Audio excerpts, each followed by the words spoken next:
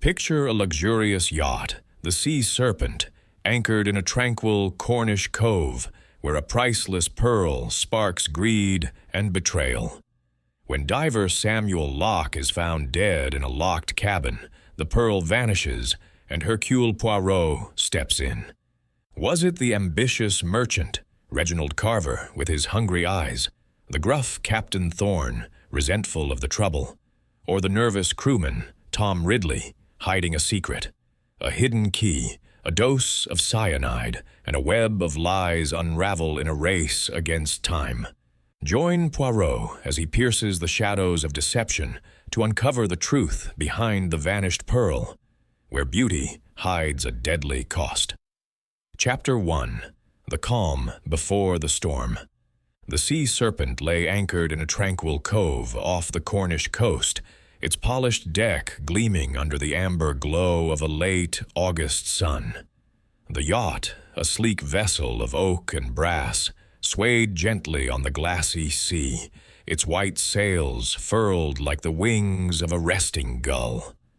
Hercule Poirot, the diminutive Belgian detective with a mustache as precise as his mind, stood at the starboard railing, his gloved hands clasped behind his back.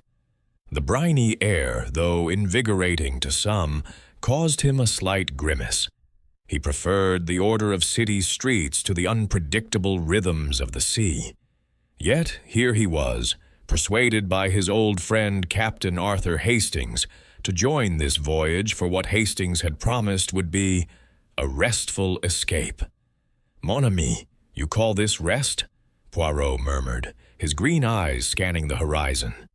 "The sea, it is too vast, too untidy, but the human heart, ça, it is where the true mysteries lie." Hastings, leaning nearby with his usual boyish enthusiasm, chuckled. "Oh, come now, Poirot. A spot of sea air, good company, and no murders to spoil it. What could be better?" The company, however, was less congenial than Hastings supposed. The Sea Serpent belonged to Mr. Reginald Carver, a merchant of considerable wealth and even greater ambition, whose smooth manners and tailored suits did little to mask a certain sharpness in his gaze. Carver had invited a small party aboard, Captain Elias Thorne, the ship's grizzled master, whose weathered face spoke of decades battling storms; Tom Ridley, a wiry young crew member with a habit of avoiding direct eye contact; and Samuel Locke, a diver of quiet intensity, renowned for his skill in coaxing treasures from the ocean's depths. Locke's latest find, a pearl of rare beauty, whispered to be worth a king's ransom, had drawn the party's attention like moths to a flame. That evening the group gathered in the yacht's saloon, a room of polished mahogany and crystal chandeliers, where a dinner of poached salmon and asparagus was served. Poirot, seated between Hastings and Dr. Henshaw, a retired physician invited for his maritime expertise, observed the dynamics with his customary precision. Carver, at the head of the table, spoke in measured tones about trade routes, but his eyes darted repeatedly to the small, velvet pouch at Locke's elbow. The diver, a man of few words, kept one hand on the pouch, his knuckles whitening as if guarding a secret.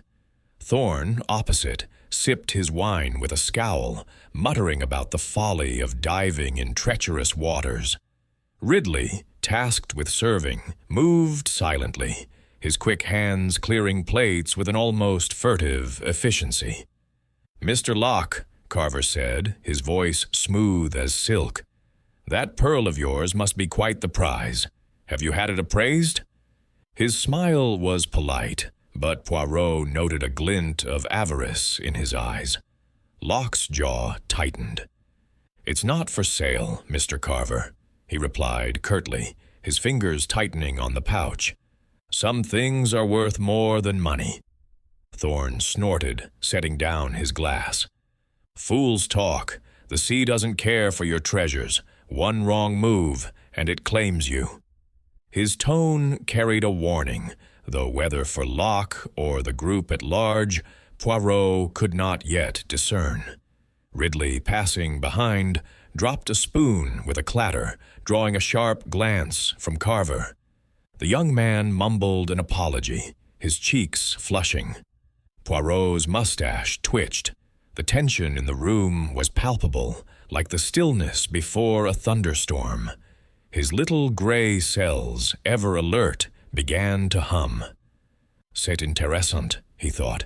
Each man here has a desire, a secret, and where there are secrets, there is danger. As the meal concluded, Locke rose abruptly, clutching the pouch, and excused himself. Carver watched him go, his fingers drumming lightly on the table. Thorne drained his glass, and Ridley vanished into the galley. Hastings, oblivious to the undercurrents, turned to Poirot. "Jolly fine dinner, eh? Nothing like a sea voyage to clear the mind?" Poirot inclined his head, his eyes narrowing. "The mind, mon ami, is never clear when men covet what another possesses. Non, I fear this voyage will not be the rest you promised." He adjusted his tie, his thoughts already weaving a tapestry of suspicion. The pearl, the men, the sea. Something was brewing, and Hercule Poirot would not be caught unprepared. Chapter 2. The Locked Cabin. The first light of dawn crept through the portholes of the Sea Serpent, casting a pale glow across the polished wooden floors of the yacht's narrow corridors. Hercule Poirot, roused from a light sleep by the sound of footsteps hurrying past his cabin, had barely begun to contemplate the orderliness of his morning routine when a sharp, piercing scream shattered the stillness. It was a sound that carried the unmistakable timbre of terror, and Poirot's little gray cells snapped to attention. He rose swiftly, his movements precise despite the early hour, and donned his dressing gown, a garment of impeccable silk, chosen with the same care as his daytime attire. Before he could fasten the final button, the door to his cabin burst open, revealing Captain Arthur Hastings, his face ashen and his eyes wide with alarm. "Poirot!" Hastings gasped, his voice trembling. "Come quickly, man. It's Locke, Samuel Locke. He's been found dead." Poirot's mustache twitched, and his green eyes narrowed. "Dead, you say? Mon Dieu, Hastings, this voyage of yours, it becomes less restful by the moment. Lead the way, mon ami." He seized his walking stick, not for need, but for the elegance it lent to his bearing, and followed Hastings down the corridor, his mind already racing with possibilities. The Sea Serpent was a vessel of modest size, its layout compact yet luxurious, designed to cater to the whims of its wealthy owner, Mr. Reginald Carver. Locke's cabin, situated near the stern, was a small but functional space, reserved for guests of lesser status than the merchant himself. As Poirot and Hastings approached, they found a small knot of figures gathered outside the door. Dr. Henshaw, the retired physician, his face grim. Tom Ridley, the young crew member, wringing his hands nervously, and a deckhand named Jenkins, who looked as though he might be sick. The door to the cabin was shut, and a faint murmur of voices from within suggested Captain Thorne was already present. "What has happened?" Poirot demanded, his voice calm but commanding. He noted the expressions of those around him, Henshaw's professional detachment, Ridley's palpable unease, and Jenkins's outright fear. "It was me, sir," Jenkins stammered, his voice barely above a whisper. "I came to fetch Mr. Locke for his morning dive, as he asked. I knocked, but there was no answer. The door was locked, so I fetched the captain. We forced it open, and there he was, sir, dead as a doornail." Poirot's eyes flicked to the door, noting the sturdy brass lock, its key still inserted on the inside. Locked from within, you say? C'est très intéressant. Let us see for ourselves. He gestured for Jenkins to step aside, and Captain Thorne emerged from the cabin, his weathered face set in a scowl. "Damned queer business, Mr. Poirot," Thorne growled, wiping his hands on his trousers as though to rid himself of some unseen taint. "Locke's dead, and that pearl of his is nowhere to be seen. I don't like it, not one bit." Poirot inclined his head, his expression unreadable. "Permit me to examine the scene, Captain. The facts, they must speak for themselves." He stepped into the cabin, followed closely by Hastings, who hovered like an anxious shadow.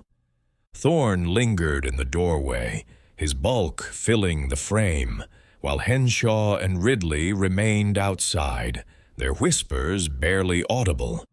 The cabin was a Spartan affair, its simplicity a stark contrast to the opulent saloon where the group had dined the previous evening. A narrow bunk, neatly made, occupied one wall, its occupant now lying in a position that suggested neither rest nor peace. Samuel Locke's body was slumped against the pillow, his head tilted at an unnatural angle, his face frozen in a grimace of agony. His eyes, wide open, stared blankly at the ceiling, and his hands were clenched, one gripping the edge of the blanket, the other empty. The velvet pouch, which had held the pearl and never left his side at dinner, was conspicuously absent. Poirot's gaze swept the room with the precision of a metronome. The porthole, small and circular, was securely latched, its diameter far too narrow to admit a person. A small table stood beside the bunk, holding a half-empty glass of water, a single candle, unlit, and a worn leather journal. A sea chest, locked with a padlock, rested in the corner. The floor was bare, save for a thin rug, and the walls were unadorned, offering no hiding places. The air carried a faint, acrid scent, bitter, almost almond-like, that made Poirot's nose wrinkle. "Mon Dieu," he murmured, leaning closer to the body without touching it. "This odor, it is familiar, is it not, Hastings?" Hastings, peering over Poirot's shoulder, frowned. "Smells like almonds, perhaps? But what does that mean?" Poirot did not reply immediately. He turned to Doctor Henshaw, who had entered the cabin at Poirot's nod. "Doctor, you are a man of medicine. What is your assessment?" Henshaw, a wiry man with spectacles perched on a hawkish nose, knelt beside the bunk. He examined Locke's face, noting the cyanotic tinge to his lips and the rigidity of his limbs. "Poison, I'd wager," he said gravely. "Cyanide, most likely, given the smell and the symptoms, convulsions, rapid death. It's a brutal way to go. I'd need to test that water on the table to be certain, but I've seen this before." Poirot nodded, his eyes never leaving the scene. "And the time of death, Doctor?" Henshaw pressed a hand to Locke's wrist, then his neck. "Not long ago, perhaps 2 or 3 hours. Rigor is just beginning. He died in the early hours, I'd say, between midnight and 3. Poirot's attention shifted to the glass of water. "This, then, is likely the vehicle of the poison. We shall have it analyzed, n'est-ce pas?" He gestured to Hastings, who carefully lifted the glass, wrapping it in a handkerchief to preserve any traces of evidence. "But the pearl," Poirot continued, his voice soft yet piercing. "It is gone, and the door locked from within. A puzzle, Hastings, a puzzle most ingenious." He approached the door, examining the lock and key with meticulous care. The key was an ordinary brass one, its surface unmarred by scratches or signs of tampering. The lock itself was sturdy, designed to withstand the rigors of a sea voyage. Poirot tested the door, pushing it gently, It swung inward without resistance, the key still in place. "C'est curieux," he murmured. "If the murderer entered and left, how did they lock the door from within? Or did they not leave at all?" Hastings, ever eager to contribute, ventured a theory. "Perhaps Locke poisoned himself, Poirot, locked the door, drank the poison, and... well, that's that." Poirot's lips curved into a faint smile, though his eyes remained sharp. "Non, mon ami. A man who guards a priceless pearl with such vigilance does not end his life so carelessly. And where is the pouch? No, this is murder, and the pearl is the prize. But the method, say, it is what fascinates me." He turned to Captain Thorne, who stood glowering in the doorway. "Captain, you forced the door, yes?" "Was it difficult?" Thorne shrugged, his broad shoulders shifting. "Not especially. The lock's solid, but a good shove did the trick. Jenkins helped me. We didn't touch anything inside, mind you." Poirot's gaze lingered on the door frame, noting a faint indentation near the lock. Not a scratch, but a subtle mark, as though something had been pressed against it. He filed this observation away, his mind already constructing a framework of possibilities. "And you, Monsieur Ridley," he said, turning to the crew member, who hovered nervously just outside. "You were nearby when the body was discovered?" Ridley's eyes darted to the floor, his hands twisting together. "I was in the galley, sir, cleaning up from last night.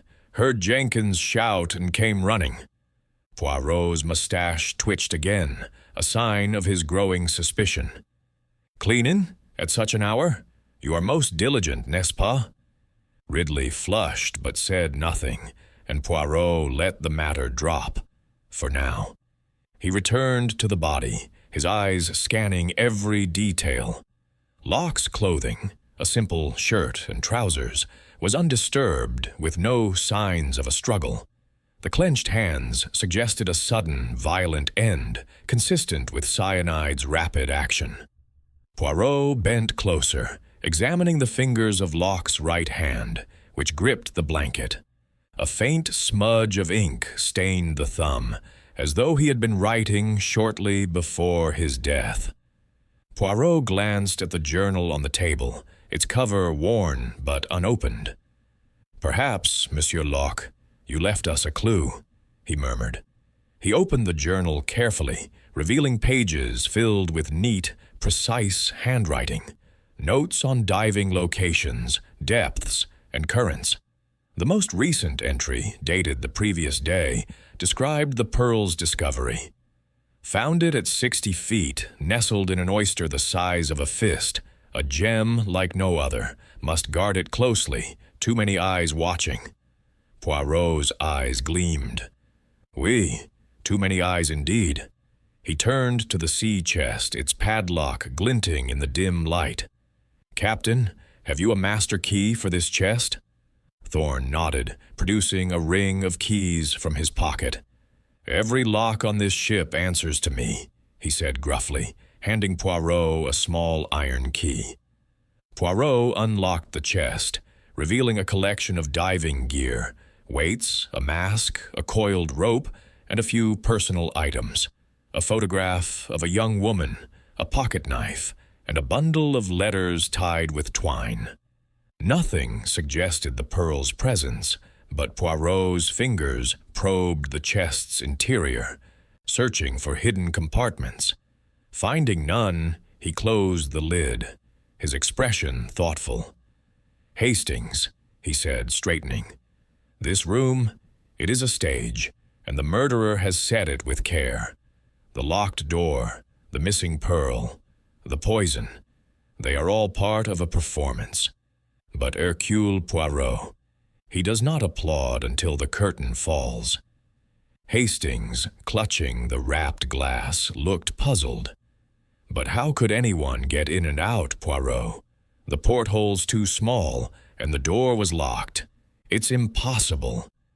Poirot's smile was enigmatic.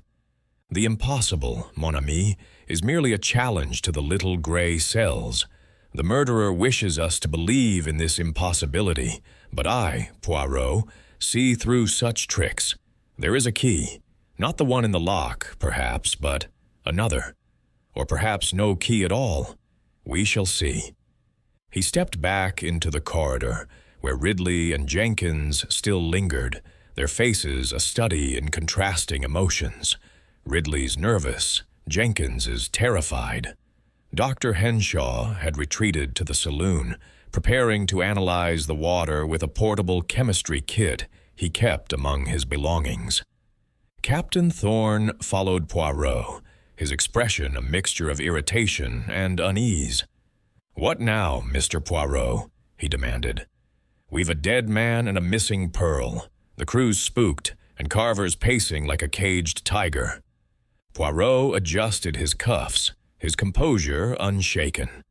"Now, Captain, we observe, we question, we listen to what the facts tell us. The pearl is gone, but it is not far. The murderer is among us, and he believes himself clever. But no one outwits Hercule Poirot." He glanced back at the cabin, its locked door a silent challenge. The faint mark on the door frame, the smudge of ink on Locke's thumb, the missing pouch, all were pieces of a puzzle that Poirot's mind was already assembling. The sea serpent rocked gently beneath his feet, but the calm was deceptive. A storm of human passions, greed, envy, fear, had broken within its walls, and Poirot knew that only by unraveling its secrets could he restore order. "Allons-y, Hastings," he said, his voice firm. "We begin with the suspects. Each man aboard has a story, and one of them is a lie. Let us find it." As they moved toward the saloon, where the others awaited, Poirot's thoughts turned to the dinner the previous night, the glances, the silences, the weight of unspoken desires. The pearl had been the catalyst, but the true motive lay deeper, in the hearts of men. And Hercule Poirot, with his unerring instinct for truth, would uncover it, no matter how cleverly it was hidden. Chapter 3. The Suspects Assemble.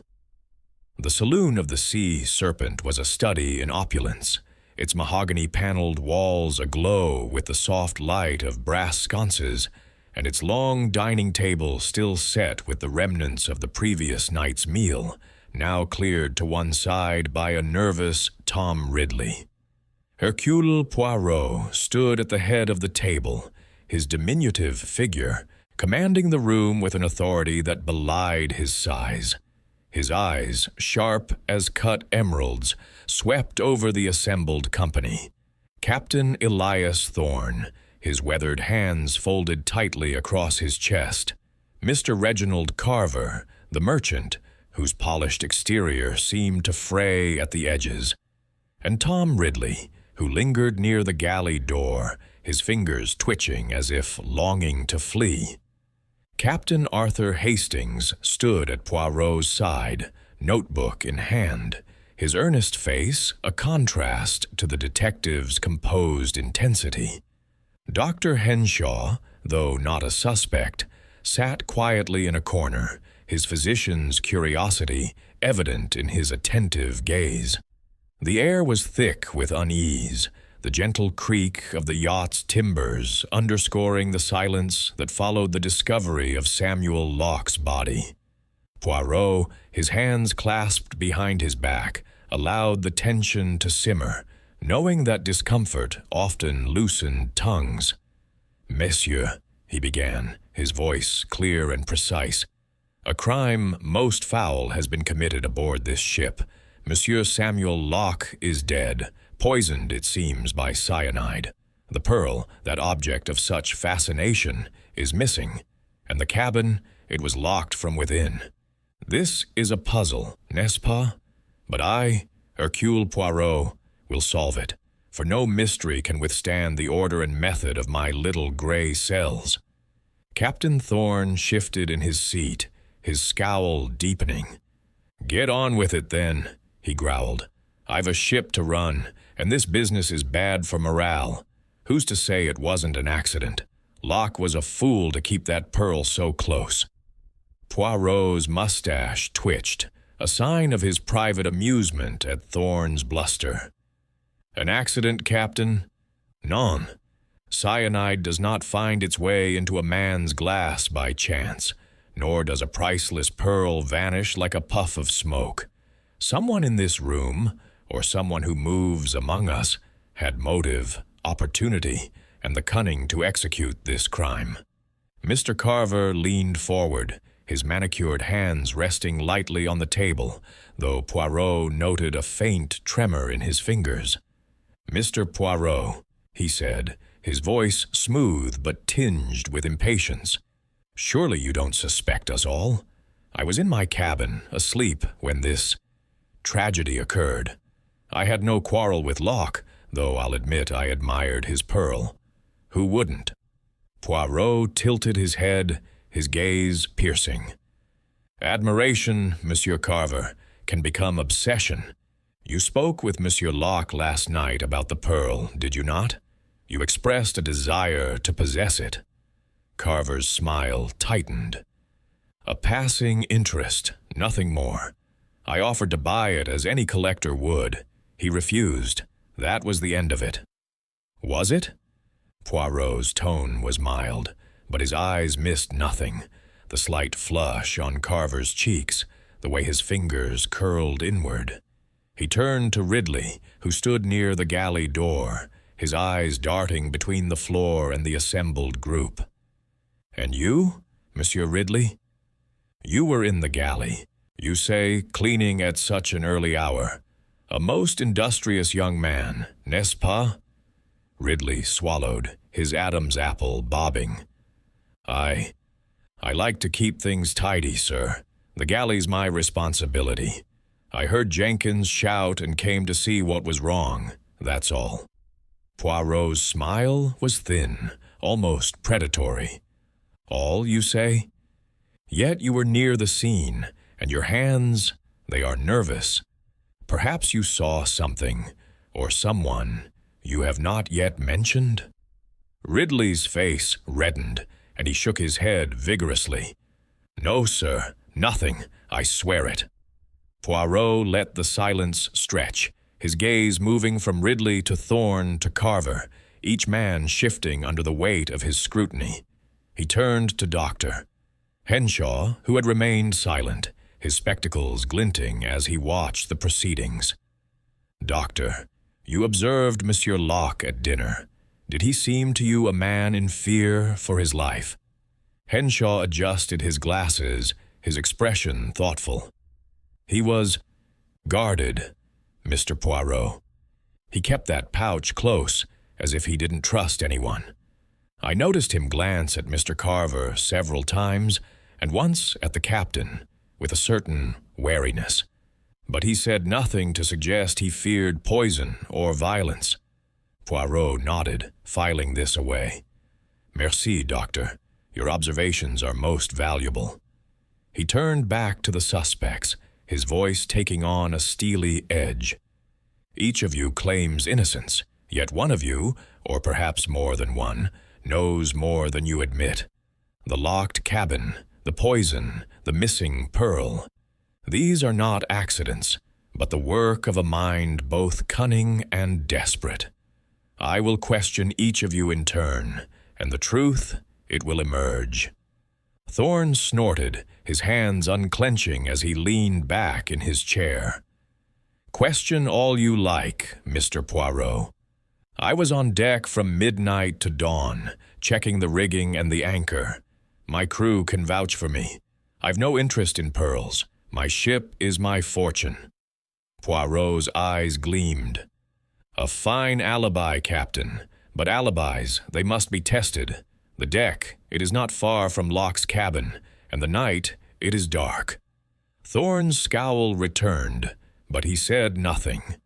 Carver raised a hand, his tone conciliatory. "I assure you, Mr. Poirot, my interest in the pearl was purely professional. I retired to my cabin after dinner and saw no one until this morning. Surely you don't suspect a man of my standing?" Poirot's smile was enigmatic. "A man's standing, Monsieur Carver, does not exempt him from human passions, greed, envy, ambition. These are the true architects of crime." Ridley, still hovering near the galley, seemed to shrink under Poirot's gaze. "I didn't do nothing, sir," he muttered, almost to himself. "I was in the galley, like I said." "Oui, so you have said," Poirot replied, his voice soft but unyielding. "But the galley, it is close to the corridor leading to Locke's cabin. A man with quick feet and quicker hands might move unnoticed." Hastings, scribbling in his notebook, looked up. "Poirot, shouldn't we search the ship? The pearl might still be aboard, hidden somewhere." Poirot nodded approvingly. "A practical suggestion, mon ami, but first we must understand the why and the who. The pearl, it is not the motive, but the prize. The motive lies in the hearts of these men, or perhaps in a secret we have yet to uncover." He turned to the group, his posture erect, his presence commanding. "For now, messieurs, you will remain aboard. No one leaves the Sea Serpent until I have completed my inquiries. Captain Thorne, you will ensure this. Dr. Henshaw, I trust you will analyze the water from Monsieur Locke's glass with all haste. And you, Hastings, you will assist me in observing the smallest details, for it is in the details that the truth hides." Thorne rose, his chair scraping against the floor. "I'll keep the ship in order, Mr. Poirot, but I don't like this one bit. A murderer among us. It's bad for the crew, bad for business." Carver stood as well, his movements graceful but strained. "I'll cooperate, of course, but I trust this will be resolved swiftly. I have engagements in London." Ridley said nothing, slipping back into the galley as if hoping to vanish. Poirot watched him go, his mind cataloguing the young man's nervous demeanor, Carver's calculated calm, and Thorne's gruff defensiveness. Each man was a piece in the puzzle, but the shape of the whole remained elusive. As the group dispersed, Poirot drew Hastings aside. "Mon ami, what do you make of our suspects?" Hastings frowned, flipping through his notes. "Thorne's a tough old salt, but he seems honest enough. Carver's too smooth by half. Those types always have something to hide. And Ridley, well, he's jumpy, isn't he? Like a cat on hot bricks." Poirot's lips curved slightly. "Bien observé, Hastings, but it is not enough to see the surface. We must look beneath, to the desires, the fears, the lies. Carver wanted the pearl, that much is clear. Thorne resents the attention it brought to his ship. And Ridley, there is something he does not tell us. We will begin with the captain, I think. His alibi is strong, but strength can be a facade." They stepped onto the deck, where the morning sun had burned away the mist, revealing the Cornish coast in the distance. The Sea Serpent rocked gently, its crew moving about their tasks with subdued murmurs, their eyes occasionally darting toward the saloon. Poirot paused at the railing, his gaze distant yet focused. "This ship, Hastings, it is a microcosm of human nature. Greed, ambition, fear, they are all here, locked within these wooden walls, just as Monsieur Locke was locked within his cabin. But the lock, mon ami, it is not impregnable, and neither is the truth." He turned, his walking stick tapping lightly on the deck. "Come, we will speak with Captain Thorne in his quarters, and then we shall see what secrets the others hide. The game, it has begun." Chapter 4. The Captain's Tale. The captain's quarters aboard the Sea Serpent were a stark contrast to the opulent saloon, reflecting the practical austerity of a man who lived by the sea's unforgiving rules.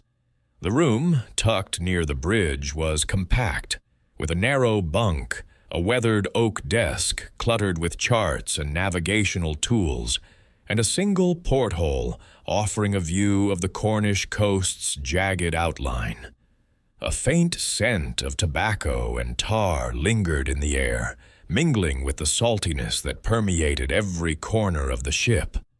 Hercule Poirot, seated in a straight-backed chair that seemed designed to discourage lingering, faced Captain Elias Thorne, whose bulk filled the opposite side of the desk. Captain Arthur Hastings stood near the door, his notebook open, his pencil poised to capture every word. The morning sun filtered through the porthole, casting a harsh light on Thorne's craggy face, where every line seemed etched by storms and hard decisions. Poirot adjusted his cuffs, his movements deliberate, his green eyes fixed on Thorne with an intensity that made the captain shift uncomfortably. "Captain Thorne," Poirot began, his voice smooth yet edged with authority. "You are the master of this vessel, n'est-ce pas? The Sea Serpent is your domain, and yet a murder has occurred under your watch. A most distressing breach of order. I wish to hear your account of last night. Every detail, if you please." Thorne's jaw tightened, and he leaned back, his hands gripping the arms of his chair. "I've nothing to hide, Mr. Poirot," he said gruffly. "I was on deck from midnight to dawn, as I told you. The sea's calm now, but a ship's never truly at rest. I checked the rigging, the anchor, the watch schedule. My crew can confirm it. Jenkins was on duty, and he saw me." Poirot's mustache twitched, a subtle sign of his skepticism. "We, the crew. A loyal bunch, no doubt, who would vouch for their captain. But let us be precise. You were on deck the entire night? You did not, perhaps, visit the lower decks, where Monsieur Locke's cabin lies?" Thorne's eyes narrowed, a flicker of resentment crossing his face. "I've no business skulking about the cabins. My place is on deck, keeping this ship afloat. Locke was a passenger, nothing more. His pearl didn't interest me, brought nothing but trouble, if you ask me." Poirot tilted his head, his expression unreadable. "Trouble, Captain? An interesting choice of words. This pearl, it drew attention to your ship, none. Attention that perhaps you did not welcome?" Thorne snorted, his hands unclenching slightly. "I'm a sailor, not a jeweler. My wealth is in my ship, my crew, my reputation. Locke's pearl was a cursed thing, made men greedy, made 'em stupid. I warned him to keep it locked away, but he paraded it about like a peacock. Look where it got him." Poirot's fingers tapped lightly on the arm of his chair, a rhythmic gesture that belied the rapid calculations of his mind. "You warned him, you say? A warning born of concern, or perhaps of irritation? You did not approve of Monsieur Locke, I think." Thorne's scowl deepened, but he met Poirot's gaze steadily. He was a decent enough diver, but reckless. Diving alone, flaunting that pearl. It's no wonder someone took a fancy to it. But I didn't kill him, if that's what you're driving at. I was on deck, as I said. Ask Jenkins. Ask any of the night watch." Poirot nodded slowly, his eyes never leaving Thorne's face. "Bien. We shall verify this, Captain. But tell me, did you see anyone near Monsieur Locke's cabin during the night? A shadow? A movement, perhaps?" Thorne hesitated, his brow furrowing. "Can't say I did. The deck was quiet, save for the usual creaks and waves. The crew were at their posts and the passengers were below. Carver, Henshaw, your friend here." He nodded toward Hastings, who bristled slightly at being lumped in with the others. Poirot's smile was faint, almost imperceptible. And Monsieur Ridley? Where was he during these hours? Thorne shrugged. In the galley, I suppose. He's always fussing about down there, cleaning or what have you. Boy's got no head for sailing, but he's good with a mop. Poirot made a mental note of this, his mind circling back to Ridley's nervous demeanor in the saloon. Merci, Captain. Your account is most illuminating. But one thing more. Did you know Monsieur Locke well? His habits? His enemies, perhaps? Thorne's expression darkened. Knew him as well as I know any passenger. He kept to himself, mostly. Didn't talk much except about his dives. Never mentioned enemies. But a man with a pearl like that doesn't need to go looking for trouble. It finds him. Poirot rose, his movements graceful despite the cramped quarters. D'accord. You have been most cooperative, Captain. For now, I ask that you ensure no one leaves the ship and that the crew remains available for questioning. The truth, it is like the sea. It cannot be held back forever. Thorne grunted, standing as well. I'll keep the ship in order, Mr. Poirot, but find this killer quick. I don't want my crew jumping at shadows. As Poirot and Hastings stepped back onto the deck, the morning air was crisp, the sun climbing higher over the horizon. The Sea Serpent rocked gently, its crew moving with a subdued efficiency, their glances wary as they passed the detective. Hastings flipped through his notebook, his brow furrowed. What do you make of Thorne, Poirot? He's a rough sort, but he seems straight enough. That alibi of his sounds solid.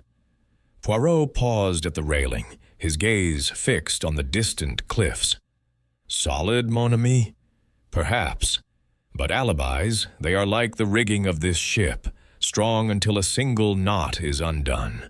Thorne claims he was on deck, yet the deck is but a short walk from Locke's. Cabin. And his resentment of the pearl, it is pronounced. We must speak with this Jenkins, and perhaps others, to confirm his movements. Hastings nodded, scribbling a note. And that bit about Ridley in the galley? He's a nervous chap, isn't he? Do you think he's mixed up in this? Poirot's eyes gleamed. Ridley, he is a piece of the puzzle, but where he fits, I do not yet know. His hands, they tremble. His eyes, they avoid. He knows something, mon ami. But whether it is guilt or fear, we shall discover. For now, we turn to Monsieur Carver. His polish, his charm, they are a mask, and I, Hercule Poirot, will see what lies beneath. They moved toward the saloon, where Carver awaited, his tailored suit and composed demeanor a stark contrast to Thorne's rugged bluntness. Poirot's mind was already at work, piecing together the fragments of the case, the locked cabin, the missing pearl, the faint almond scent of cyanide. Thorne's tale was plausible, but plausibility was not truth. The captain's resentment, Ridley's unease, Carver's ambition, each was a thread in the tapestry of motive, and Poirot would follow them all until the pattern emerged. Allons-y, Hastings, he said, his voice low but resolute. The next act begins, and the stage is set for Monsieur Carver. Let us see how he plays his part. Chapter 5. The Merchant's Ambition. The saloon of the Sea Serpent seemed to contract under the weight of the morning's grim discovery, its polished mahogany and gleaming brass no longer exuding the carefree luxury of the previous evening. Hercule Poirot stood near the long dining table, now cleared of its linens, his small, immaculate figure a focal point of quiet authority. The sunlight streaming through the saloon's wide windows cast sharp shadows across the room, illuminating Mr. Reginald Carver, who sat in a high-backed chair with the air of a man accustomed to commanding attention. His tailored suit, a shade of charcoal that spoke of wealth and taste, was as impeccable as ever, but Poirot's keen eyes noted the slight tension in his posture, the way his manicured fingers toyed with a silver cigarette case on the table. Captain Arthur Hastings stood by the door, his notebook open, his expression a mix of curiosity and unease as he watched the exchange unfold. Poirot adjusted his tie, a gesture as precise as the workings of his mind, and fixed Carver with a gaze that seemed to pierce through the merchant's polished exterior. "Monsieur Carver," he began, his voice smooth but with an undercurrent of steel, "you are a man of refinement, a collector of rare and beautiful things. The pearl of Monsieur Locke, it fascinated you, n'est-ce pas? I wish to hear your account of last night, and of your interest in this gem that has cost a man his life." Carver leaned back, crossing one leg over the other, his smile practiced, but not entirely convincing. "Mr. Poirot," he said, his tone measured, Am I a collector? Art, antiquities, jewels, these are my passions, and I make no apology for it. The pearl intrigued me. Yes, it was a magnificent specimen, perhaps one of the finest I've ever seen. But I assure you, I had no hand in Locke's death, nor in the pearl's disappearance. Poirot's mustache twitched, a subtle sign of his skepticism. Magnifique, you say, and yet, at dinner, you spoke with Monsieur Locke about this pearl. You offered to buy it, did you not? What was his response? Carver's fingers paused on the cigarette case, and he met Poirot's gaze with a flicker of irritation. I did make an offer, as any man in my position would. Locke was unreceptive. He said the pearl was not for sale, that it held some sentimental value. I respected his decision and let the matter drop. He opened the case, extracted a cigarette, and lit it with a silver lighter, the flame briefly illuminating his sharp features. Poirot tilted his head, his eyes never leaving Carver's face. You let the matter drop, Monsieur Carver? Yet your eyes, they followed that velvet pouch all evening. A man such as you, accustomed to acquiring what he desires, does not easily abandon such a prize. Tell me, where were you after dinner, when the ship retired for the night? Carver exhaled a thin stream of smoke, his expression composed, but his eyes wary. I retired to my cabin, Mr. Poirot. I read for a while, a volume on Renaissance art, if you must know, and then went to bed. I saw no one, heard nothing, until Jenkins's commotion this morning. Surely you don't suspect me of creeping about in the night like some common thief? Poirot's smile was enigmatic, almost feline. A thief? Non. But a man with ambition, perhaps. Your cabin, it is not far from Monsieur Locke's. A short walk, a quiet moment, opportunity, it presents itself to those who seek it. And the pearl? It was a temptation, was it not? Carver's smile tightened, and he tapped ash into a crystal ashtray. You're fishing, Mr. Poirot. I'm a businessman, not a murderer. If I wanted the pearl, I'd have negotiated, not resorted to poison. Besides, how could I have entered a locked cabin? You've seen the door, the key in the lock. It's impossible. Poirot's fingers tapped lightly on his walking stick, a rhythmic counterpoint to his thoughts. Impossible, you say? Mon Dieu, how often I hear that word, and how often it is wrong. The impossible is merely a challenge to the little gray cells. But let us speak of your relationship with Monsieur Locke. Did you know him before this voyage? Carver shook his head, his movements deliberate.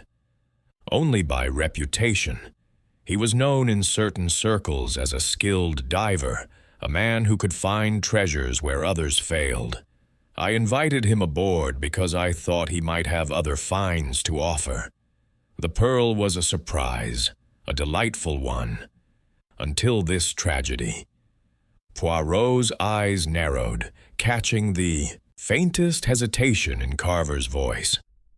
A surprise, yet you were quick to make an offer. And Monsieur Locke, he was not a man to trust easily, I think. Did he speak of enemies? Of anyone who might wish him harm?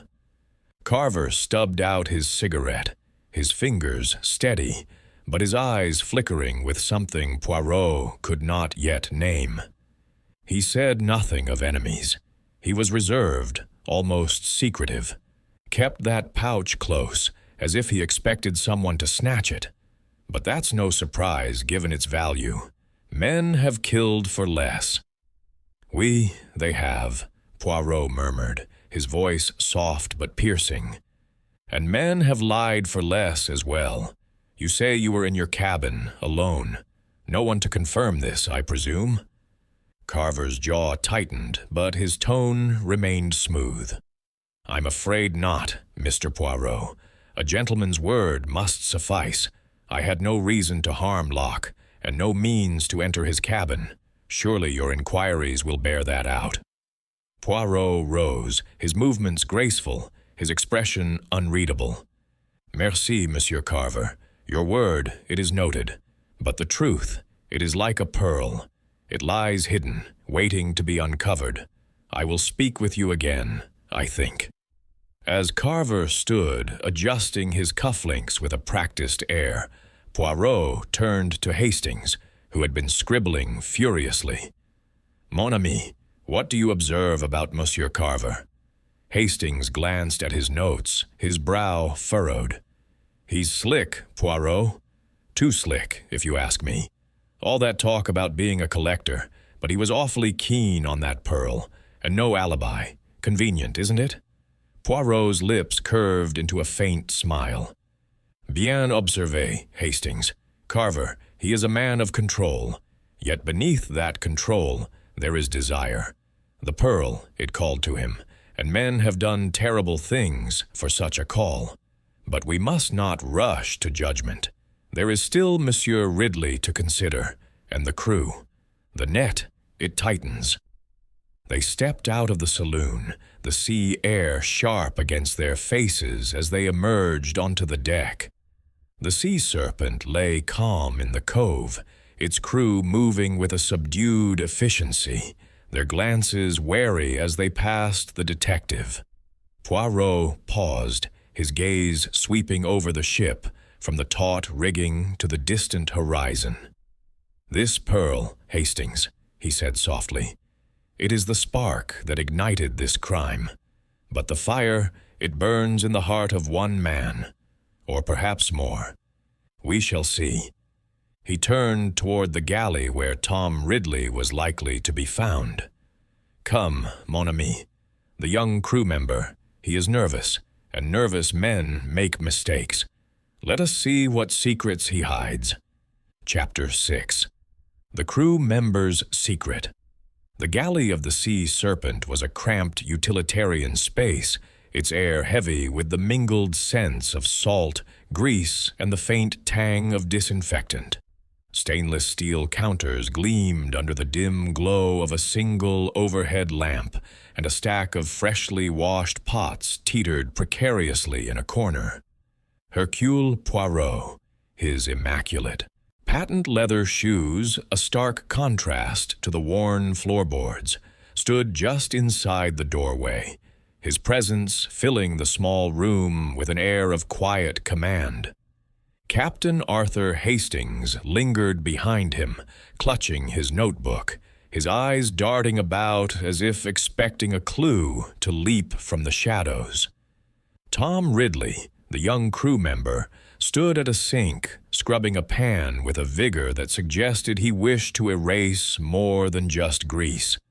His narrow shoulders were hunched, and his hands, reddened from hot water, trembled slightly, betraying a nervousness that Poirot's keen gaze did not miss.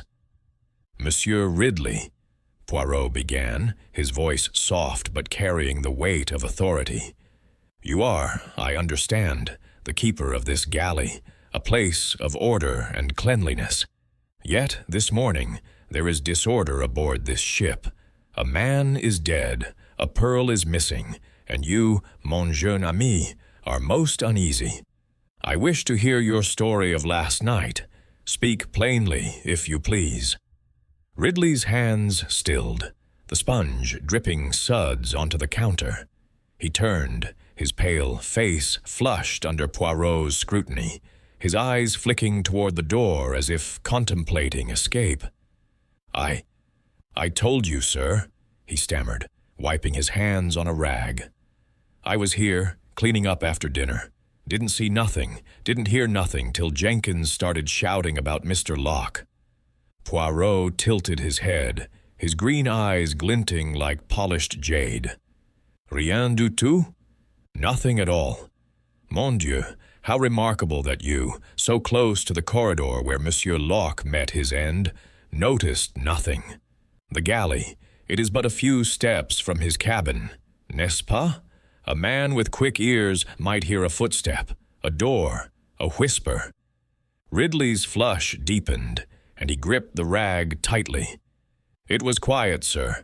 Just the usual ship sounds. Waves, creaks, you know? I was busy. Didn't have time to go wandering." Poirot's mustache twitched, a subtle sign of his growing interest. He stepped closer, his walking stick tapping lightly on the floor. "Busy, you say? Yet your hands, they betray you, Monsieur Ridley. They tremble, and there, on your right hand, a small scratch, fresh and red. A curious mark for a man who claims only to have scrubbed pots. How did you come by it?" Ridley's eyes widened, and he instinctively tucked his hand behind his back, then seemed to realize the gesture only heightened suspicion. "It's nothing, sir," he said quickly. "Caught it on a nail in the galley, that's all. Happens all the time." Poirot's smile was thin, almost predatory. "A nail, bien sûr, and yet I see no such hazards here. The galley, it is orderly, as you say. Let us speak plainly, Monsieur Ridley. You are young, perhaps impressionable. A man of wealth, like Monsieur Carver, or of authority, like Captain Thorne, might offer you incentives. To look the other way, perhaps? To perform a small task?" Ridley's face paled, and he shook his head vigorously. "No, sir. I didn't do nothing like that. I'm just a crewman. I do my job, that's all. I don't know about no pearl or no poison." Poirot's gaze softened, but only slightly, as if to coax rather than accuse. "Calmez-vous, Monsieur Ridley. I do not say you are the murderer, but you know something, I think. Something you fear to tell. Did you see someone near Monsieur Locke's cabin? Did you hear an argument, perhaps, after dinner?" Ridley hesitated, his eyes darting to Hastings, then back to Poirot. He licked his lips, his voice dropping to a near whisper. I might have heard something. After dinner, when I was clearing up. Voices, low-like, coming from the corridor. Couldn't make out words, but they sounded sharp, angry. I didn't think nothing of it. People argue, don't they? Poirot's eyes gleamed. Oui, they argue. And who were these voices, Monsieur Ridley? Did you recognize them? Ridley shifted, his discomfort palpable. I couldn't say for sure, sir. Might have been Mr. Locke, maybe Mr. Carver. Their cabins are close together. I didn't go looking. I kept to my work. Poirot nodded, his mind cataloging this new piece of the puzzle. Très bien. And after these voices, what then? You remained in the galley all night? Till about 2, sir, Ridley said, his voice steadier now. Then I went to my bunk in the crew quarters. Didn't see nobody, didn't hear nothing else. Poirot's fingers tapped lightly on his walking stick, a rhythmic counterpoint to his thoughts. "And this scratch, it came from a nail in the galley, you say? Show me this nail, if you please." Ridley froze, his eyes widening again. I don't recall exactly where, sir. It's a busy place. Things get banged about. Could have been anywhere." Poirot's smile was enigmatic. "Anywhere, you say? Mon Dieu, how convenient. But no matter. The truth, it has a way of revealing itself. You may return to your duties, Monsieur Ridley, but I will speak with you again. And I advise you, do not attempt to hide what you know.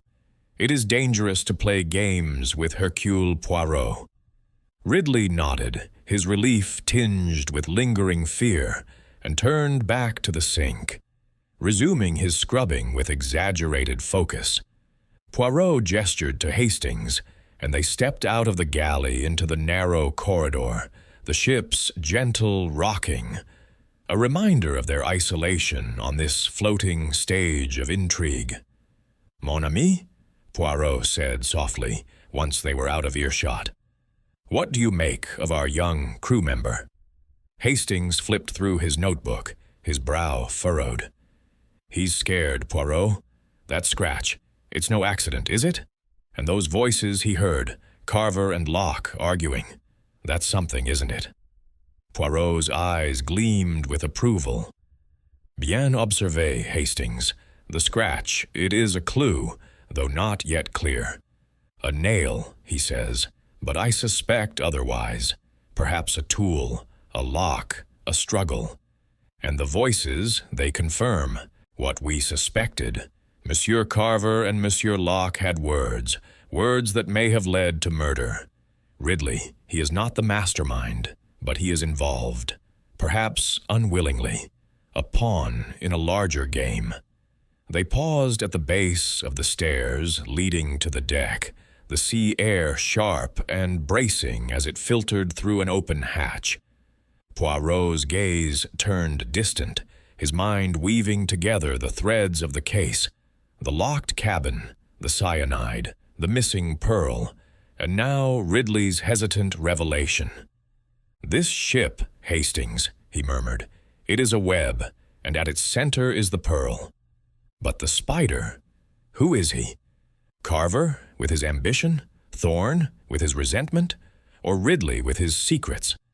We must tread carefully, for the web is delicate, and the spider watches."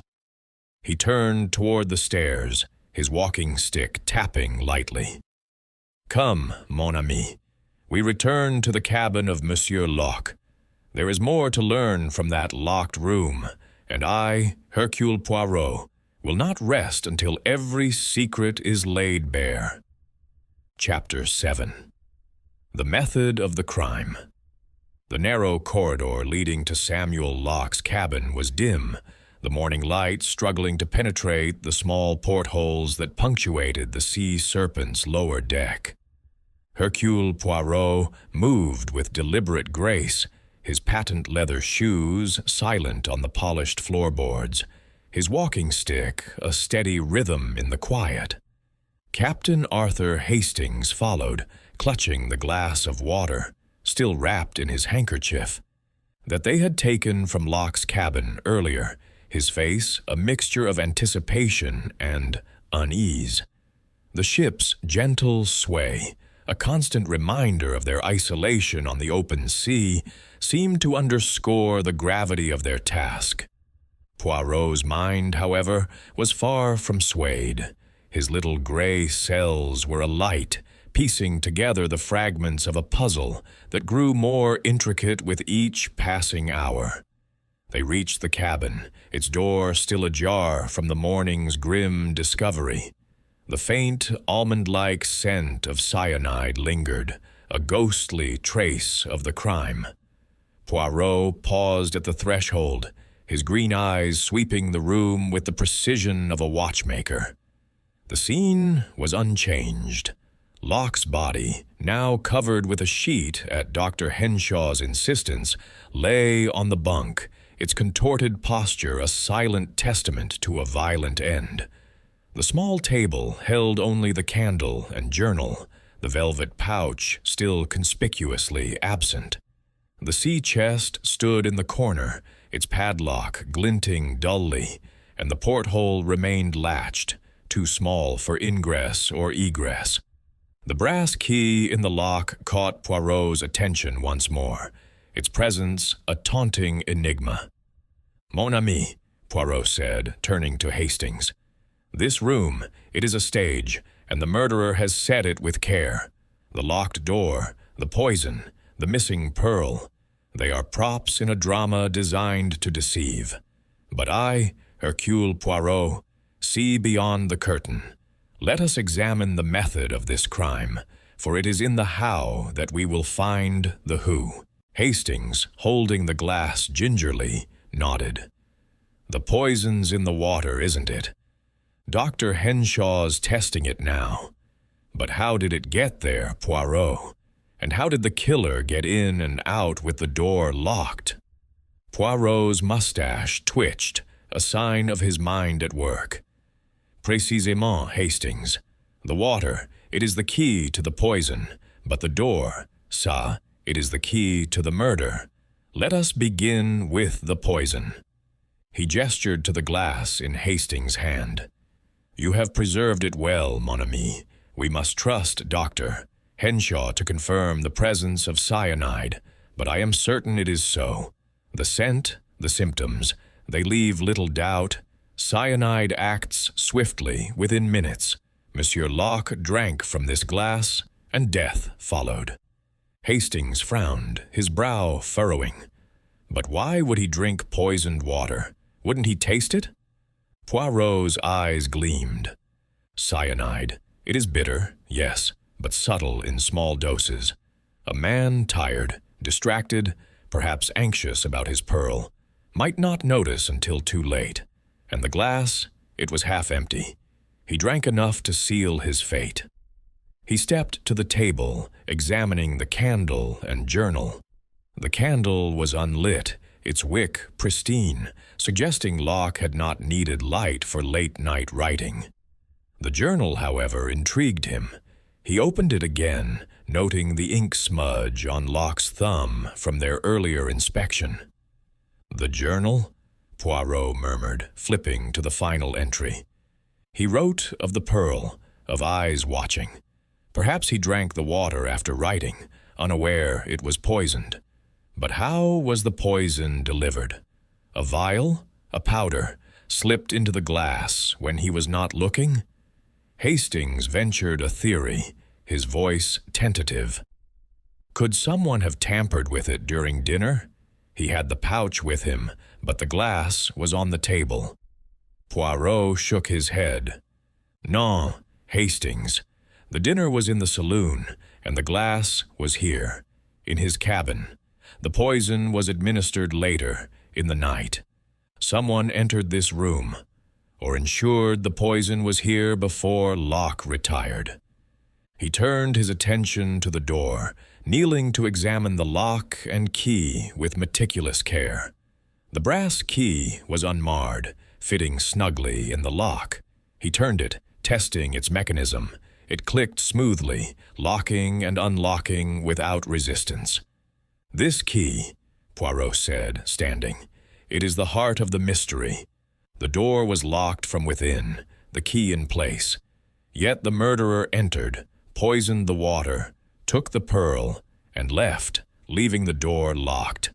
C'est impossible, you say, Hastings?" Hastings nodded vigorously. "It's a proper locked-room mystery, Poirot, unless there's a secret passage or some trick with the porthole." Poirot's smile was enigmatic. "A secret passage? No, this ship is no Gothic manor. The porthole, it is too small, as we have seen. But a trick? Oui, that is possible. Let us consider the lock." He ran his fingers along the door frame, pausing at the faint indentation he had noticed earlier. It was subtle, barely a nick, but to Poirot's trained eye, it was significant. This mark, he said, almost to himself.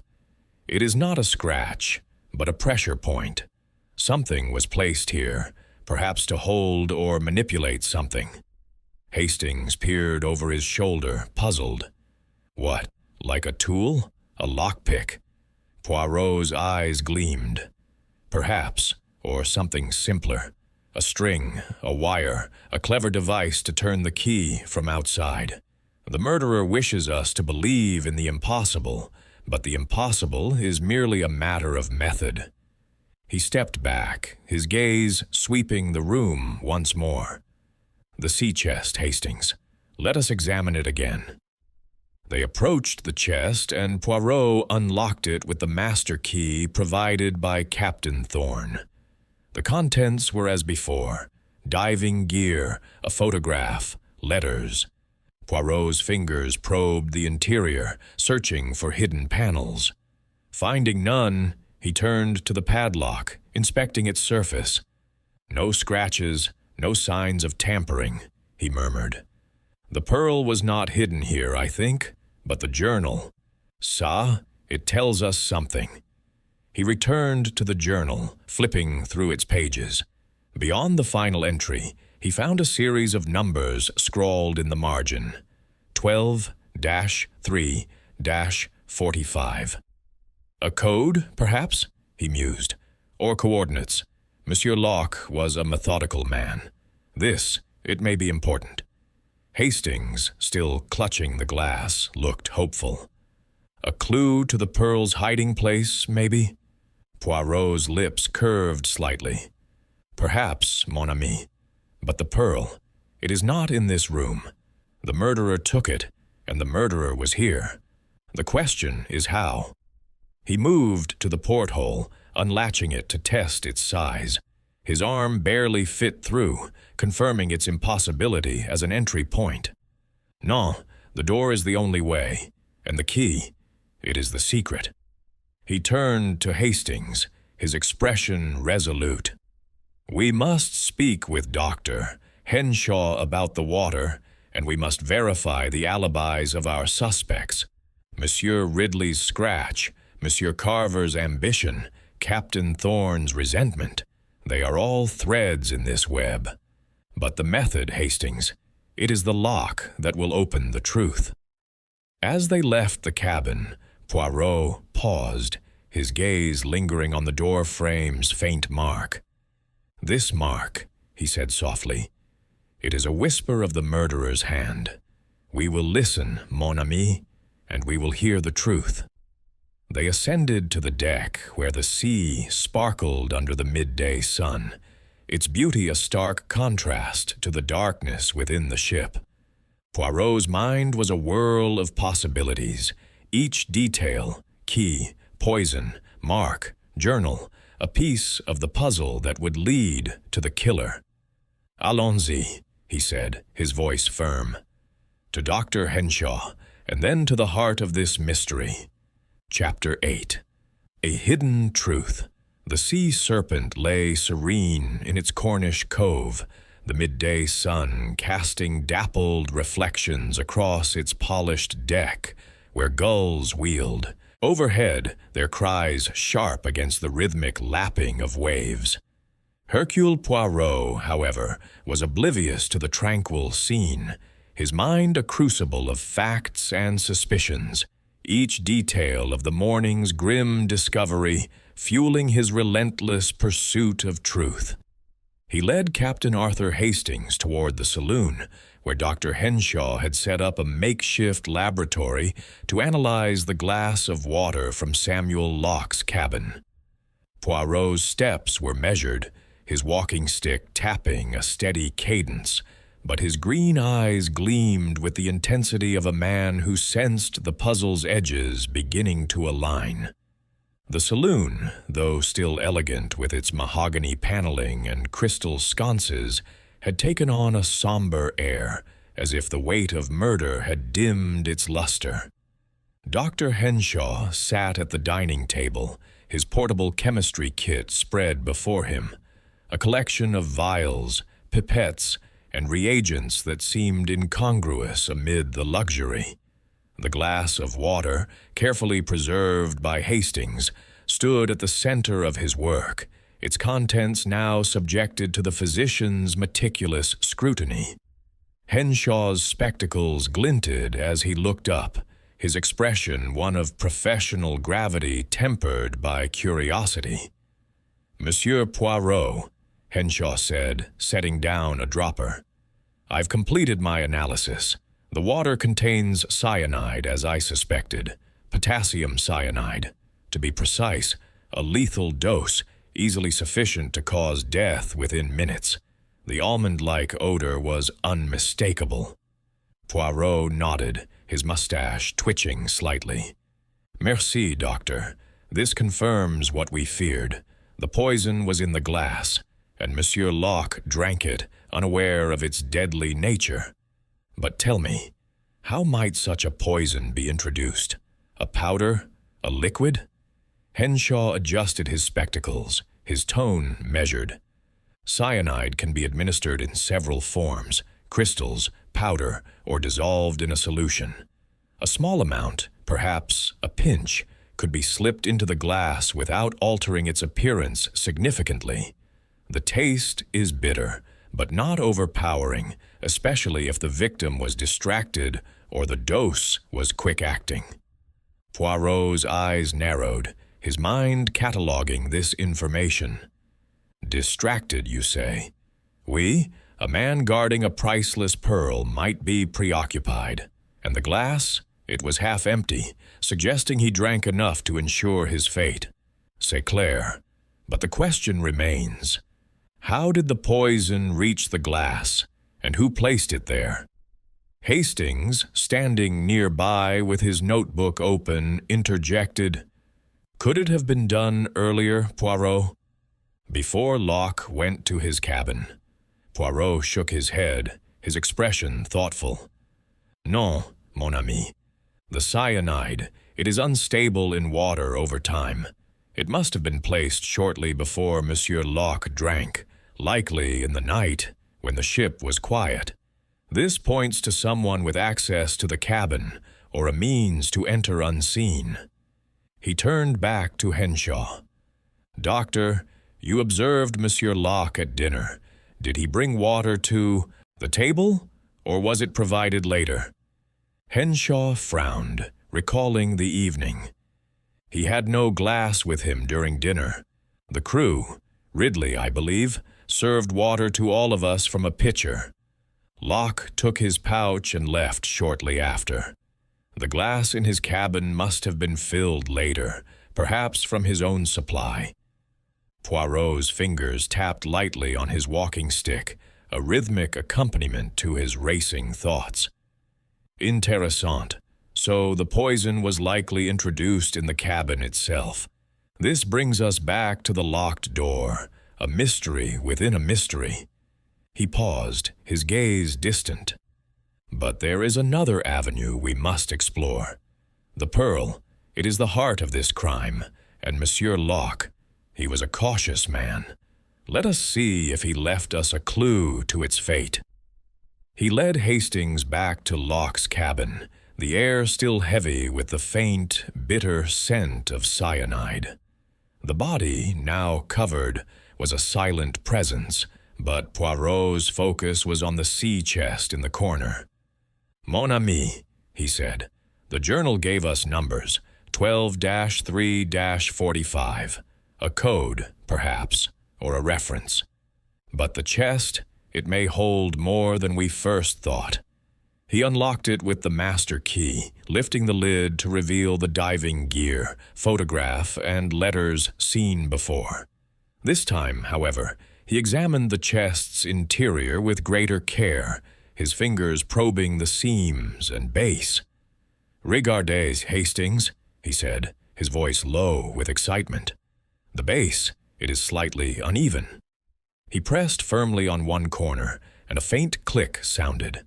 A thin panel slid aside, revealing a shallow compartment beneath. Inside lay a small leather-bound notebook, its cover worn but intact. Poirot lifted it carefully, his eyes gleaming. "Mon Dieu, A hidden truth indeed. He opened the notebook, revealing pages of Locke's neat handwriting, detailed logs of his dives, with sketches of underwater formations and notes on currents. The final pages, however, were different. They described the pearl's discovery in vivid detail. Found at 60 feet in a crevice off the cove. A pearl like no other, luminous as the moon. Carver pressed me to sell, offered a fortune, but I refused. His eyes, too hungry. Beware his offer. The entry ended abruptly, followed by a single line. Keep it safe, out of sight. Poirot's lips curved into a faint smile. Voila, Hastings. Monsieur Locke was no fool. He knew the pearl drew danger, and he suspected Monsieur Carver. This notebook, it is a testament to his caution, and perhaps a clue to the pearl's fate. Hastings, peering over Poirot's shoulder, looked puzzled. But the pearl's gone? Poirot? The killer took it, didn't they? Poirot closed the notebook, tucking it into his pocket. Perhaps, mon ami, or perhaps the pearl is closer than we think. Locke was cautious. He hid this notebook, after all. He may have hidden the pearl elsewhere before the poison took him. But the killer, they believe they have it. This is to our advantage. He stepped to the door, examining the lock and key once more. The faint mark on the door frame, noticed earlier, drew his attention again. He ran a finger along it, his mind racing. This mark, he murmured, it is not random. A tool, a string, something was used here to manipulate the lock or the key. The murderer is clever, but not cleverer than Hercule Poirot. Hastings, ever practical, suggested, "Should we search the ship, Poirot? Carver's cabin, Ridley's bunk, maybe the pearl's still aboard." Poirot nodded, his expression resolute. "Oui, a search may be necessary, but first we must tighten the net. The notebook points to Carver, but Ridley's scratch, Thorne's alibi, they are all pieces of the puzzle. We will speak with the deckhand, Jenkins, to confirm the captain's movements. And then, mon ami, we will confront our suspects with what we know." They left the cabin, the notebook a weight in Poirot's pocket, its words a silent accusation. The sea serpent rocked gently, its beauty a facade for the darkness within. As they ascended to the deck, Poirot's mind was a whirl of connections. The cyanide, the locked door, the hidden notebook, the hungry eyes of a merchant. The truth was near. He could sense it, like a scent carried on the sea breeze. "Allons-y, Hastings," he said, his voice firm. "The pearl is the prize, but the truth is the treasure. And I, Hercule Poirot, will claim it." Chapter 9. The alibis unravel.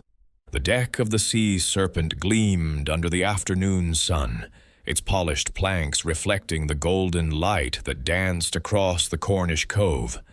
The sea was a sheet of glass, broken only by the occasional ripple, but the calm belied the storm of suspicion brewing among the yacht's occupants.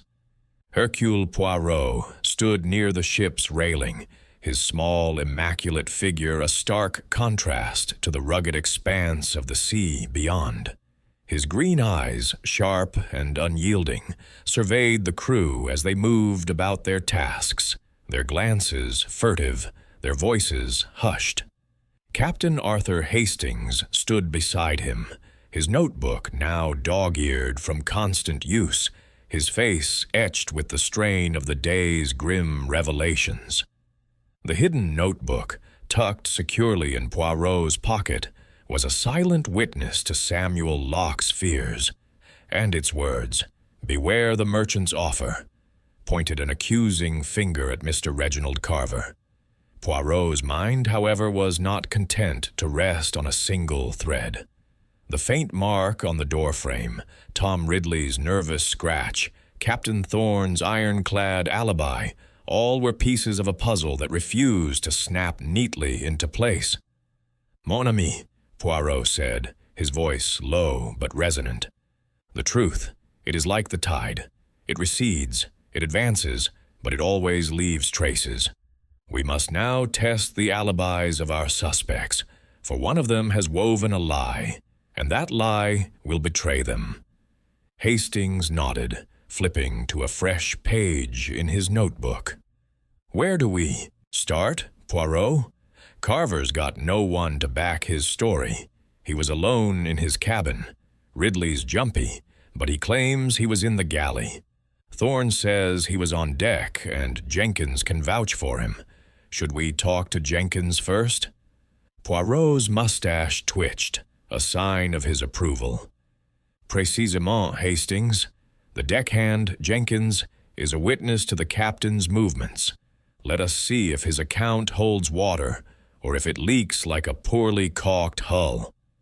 They found Jenkins near the bow, coiling a rope with the practiced ease of a seasoned sailor. He was a wiry young man, his face weathered beyond his years, his eyes darting nervously as Poirot approached. "Mr. Jenkins," Poirot began, his tone courteous but firm. "You were on watch last night, n'est-ce pas? You saw Captain Thorne on deck, as he claims?" Jenkins paused, the rope slipping slightly in his hands. "Aye, sir," he said, his voice tinged with a Cornish burr. "The captain was up top, checking the rigging and such. Saw him off and on from midnight till near dawn. He's always about when the ship's at anchor. Never trusts the sea to stay calm." Poirot's eyes narrowed, catching the slight hesitation in Jenkins's tone. "Off and on, you say? So there were moments when the captain was not in your sight." Jenkins shifted, his hands tightening on the rope. "Well, sir, it's a big deck, and I was at the helm part of the time. Can't see every corner at once, but he was there, right enough. I'd hear him, giving orders or cursing the wind." Poirot's smile was faint, almost imperceptible. "Merci, Monsieur Jenkins. Your loyalty to your captain, it is admirable. But tell me, did you see anyone else during the night? Monsieur Carver, perhaps, or Monsieur Ridley?" Jenkins shook his head.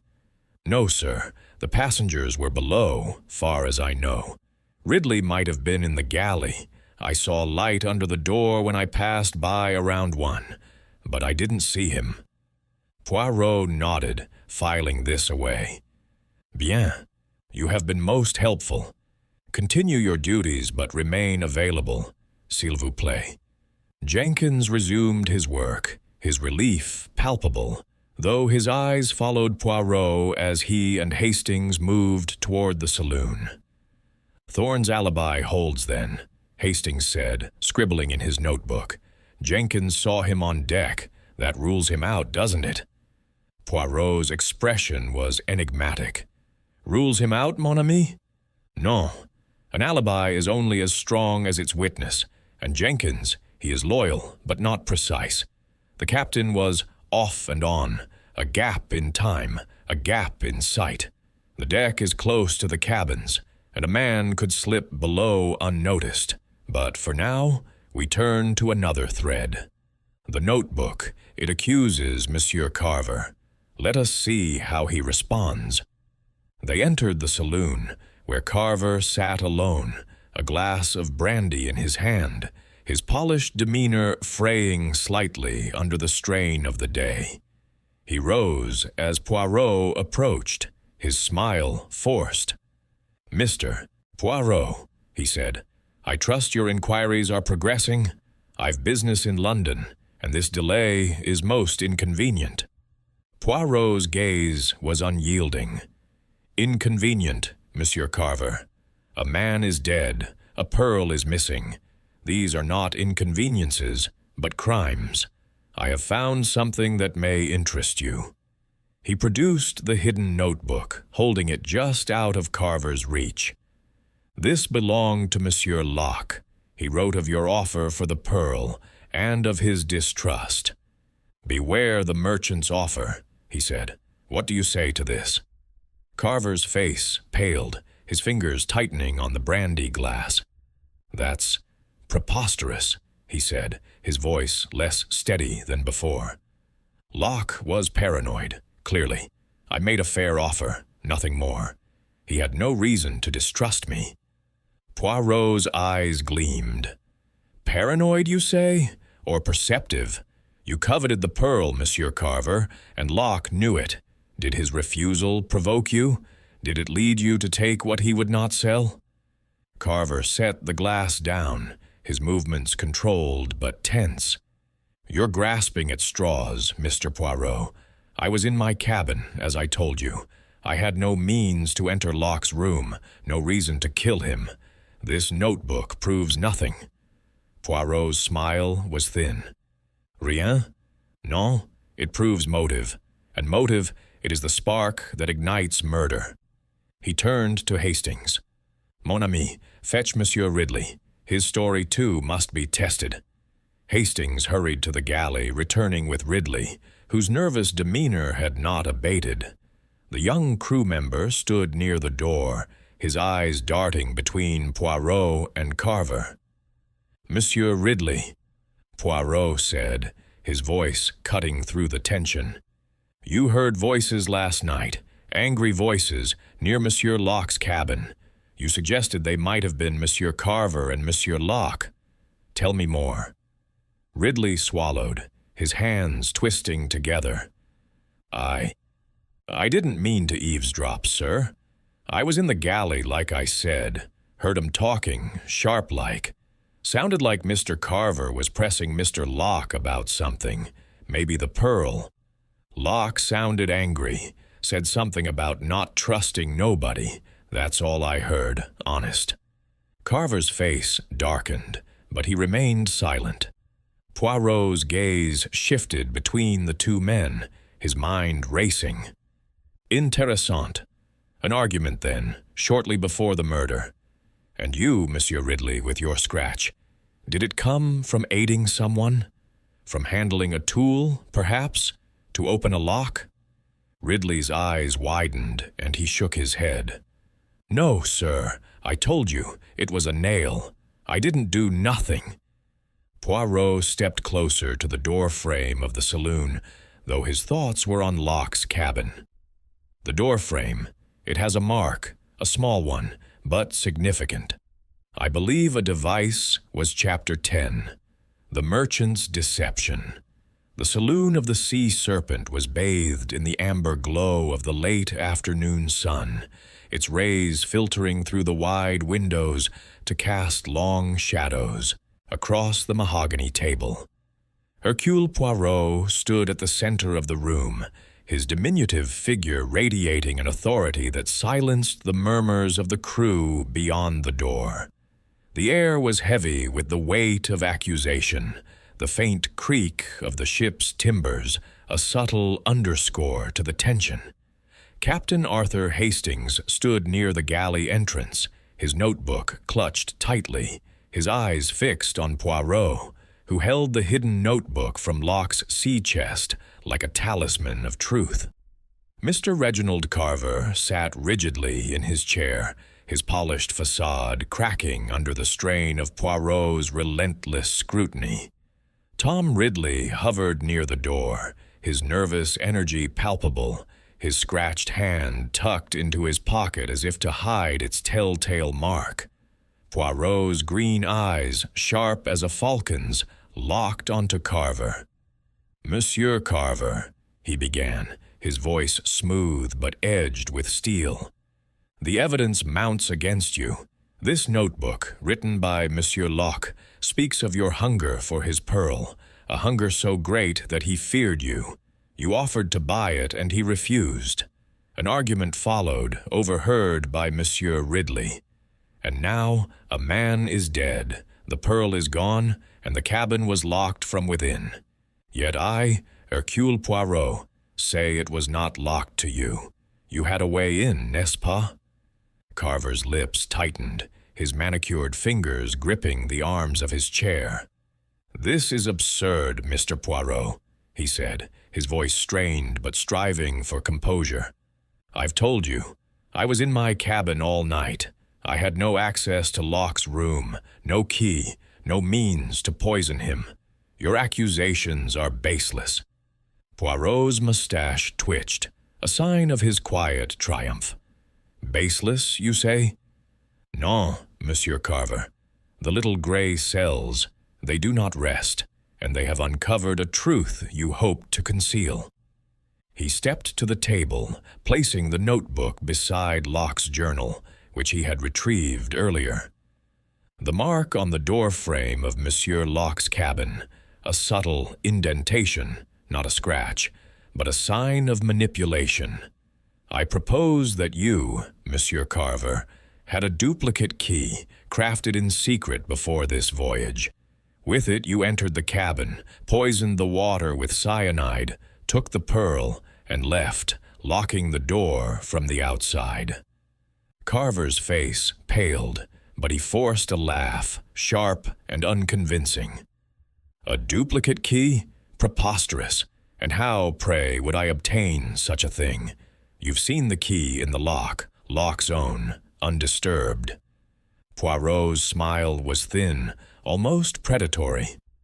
"Précisément, the key in the lock. A clever touch to leave it there, suggesting an impossible crime. But you are a man of resources, Monsieur Carver. A merchant of your wealth and influence could easily procure a duplicate from a locksmith in port, perhaps before the Sea Serpent sailed.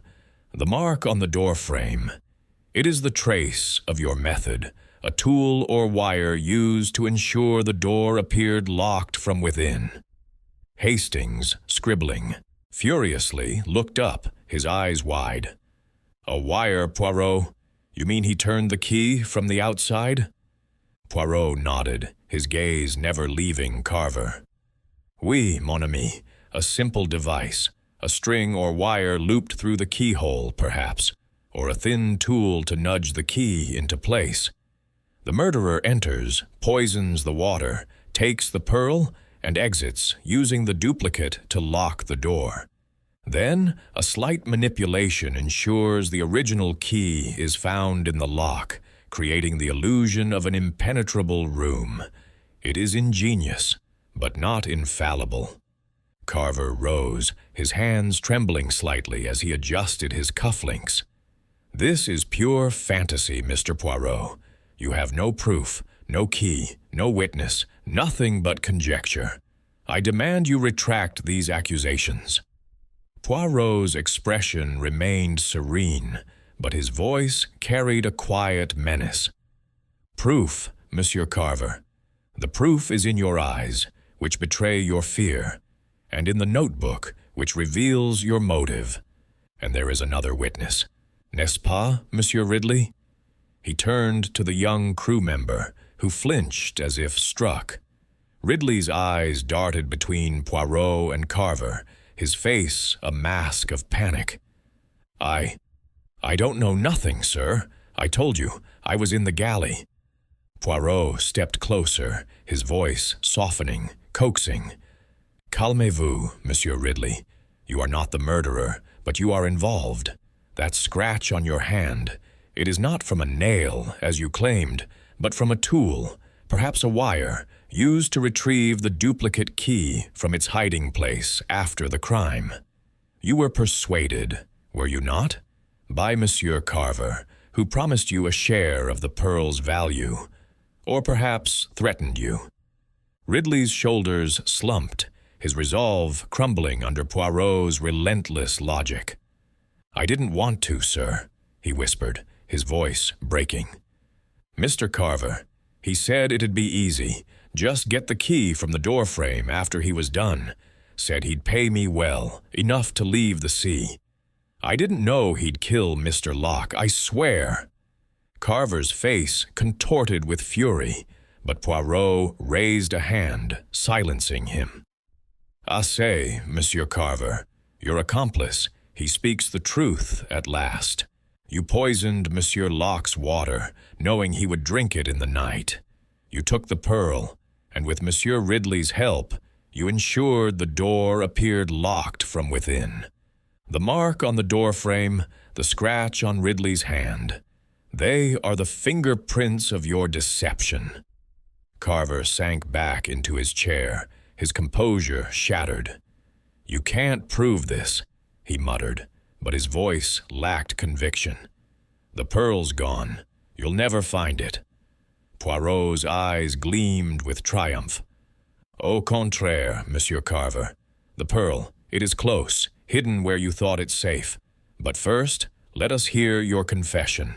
Deny it no longer. The truth is clear.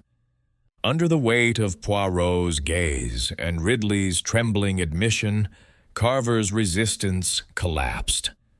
All right, he said, his voice hoarse. I wanted the pearl. Locke wouldn't sell, wouldn't listen. I got the key in port, a locksmith I know.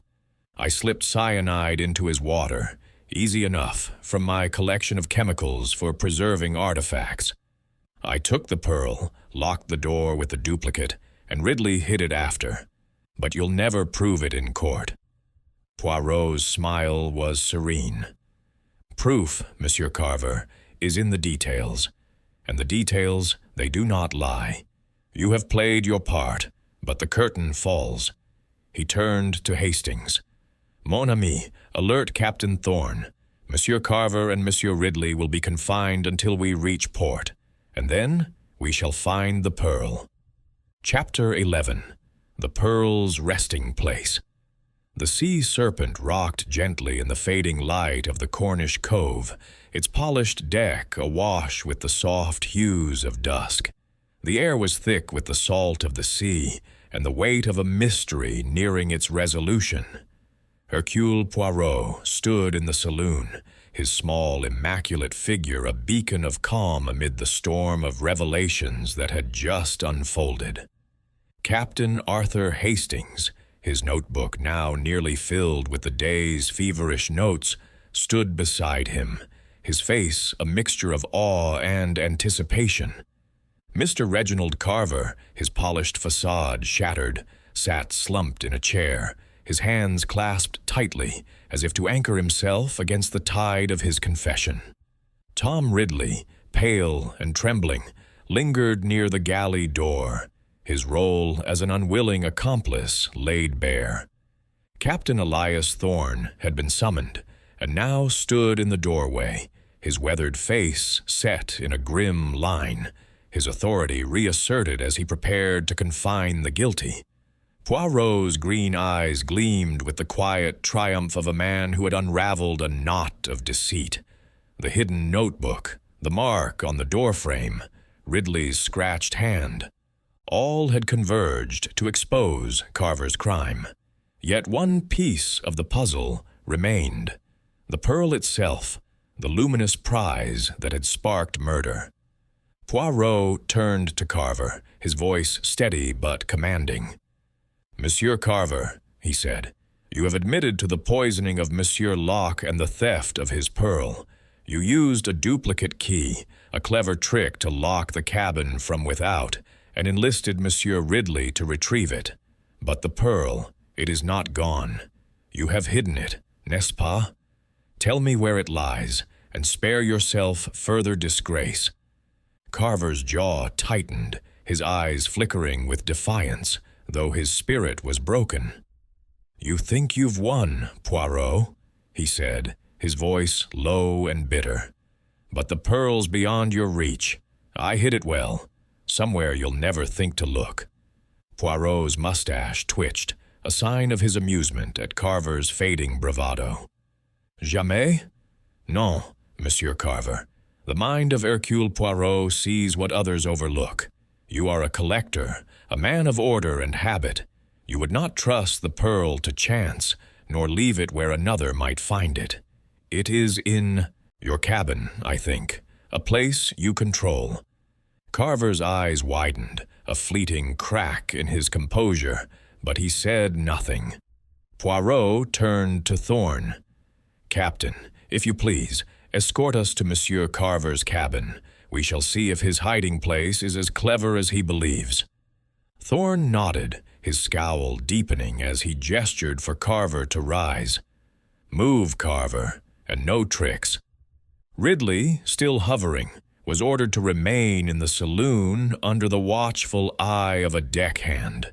Hastings followed Poirot and Thorne, his excitement barely contained, as they crossed the deck to the passenger cabins. Carver's cabin was a study in luxury, its furnishings a cut above the Spartan simplicity of Locke's quarters. A four-poster bed with silk drapes dominated one wall. A rosewood desk stood neatly organized with papers and a silver inkstand, and a bookshelf held volumes on art and antiquities, their spines gleaming in the lamplight. Poirot's eyes swept the room, his mind cataloging every detail. The neatly folded clothes in an open wardrobe, the locked traveling case in a corner, the faint scent of Carver's cologne lingering in the air. "Regardez, Hastings," Poirot said, his voice soft but intent. "A man like Monsieur Carver, he values his possessions. He would hide the pearl where it is secure, yet accessible. Not in a chest, too obvious, nor in his luggage, too easily searched." He approached the bookshelf, his fingers trailing lightly over the volumes. A collector of books, as well as jewels, and books, they can conceal more than knowledge. He pulled a leather-bound tome from the shelf, a treatise on Renaissance gemstones, its weight heavier than expected. With a deft movement, Poirot opened it, revealing a hollowed-out compartment within. Nestled in a bed of velvet was the pearl, its luminous surface catching the light like a captured star. Hastings gasped, and even Thorne let out a low whistle. "Mon Dieu," Poirot murmured, lifting the pearl with reverence. "The prize that cost a life. It is beautiful, n'est-ce pas? But its beauty is tainted by greed." Carver, standing in the doorway under Thorne's watchful eye, sagged visibly, his last defense crumbling. "You're a devil, Poirot," he muttered. "How did you know?" Poirot's smile was serene. "The little gray cells, Monsieur Carver. They see the patterns of human nature. You could not resist keeping the pearl close, a trophy of your triumph. But triumphs built on murder are short-lived." He handed the pearl to Hastings, who held it gingerly, as if it might burn. "What now, Poirot?" Hastings asked. "Carver's confessed, Ridley's admitted his part, and we've got the pearl. The case is solved, isn't it?" Poirot nodded, but his expression remained thoughtful. "Presque, mon ami. The crime is solved, but justice must follow. Captain Thorne, you will ensure Monsieur Carver and Monsieur Ridley are confined until we reach port. The authorities will take them from there, and the pearl, it must be returned to its rightful owner, or, in Monsieur Locke's absence, to his estate." Thorne straightened, his authority restored. "They'll be locked in the hold. Mr. Poirot, I'll see to it myself. Damned shame about Locke, but at least you've caught the bastards." Poirot turned to Carver, his gaze unyielding. "You sought wealth, Monsieur Carver, but you have purchased ruin.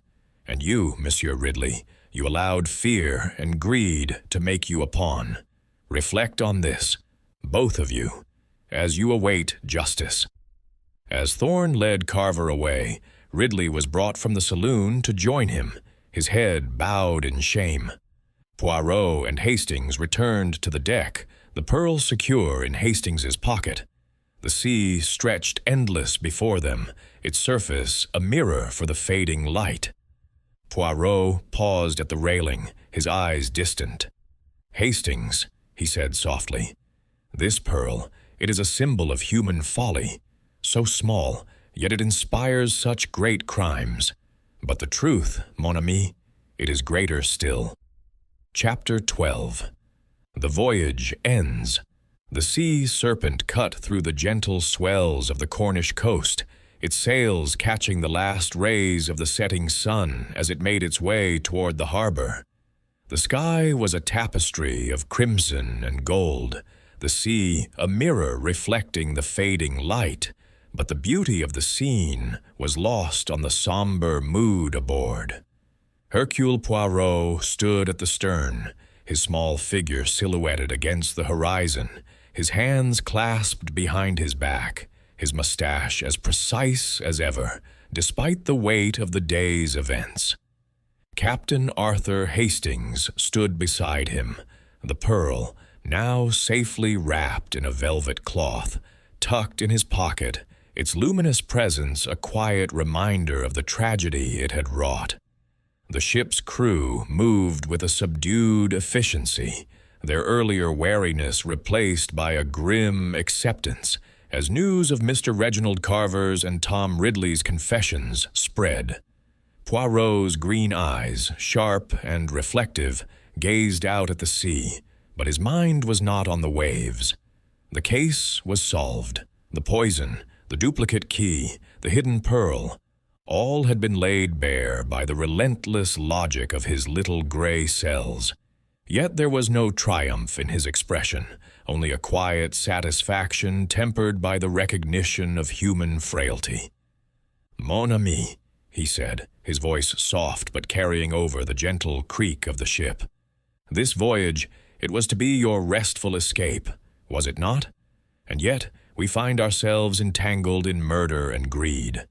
C'est la vie, is it not?" Hastings, his notebook now closed, managed a wry smile. "I should have known, Poirot. Trouble seems to follow you like a shadow. But you've done it again, cracked the case wide open. How did you know it was Carver from the start?" Poirot's mustache twitched, a faint sign of amusement. "From the start, mon ami? Non, I did not know. But the pearl, it was the spark. And Monsieur Carver's eyes, they burned with its light.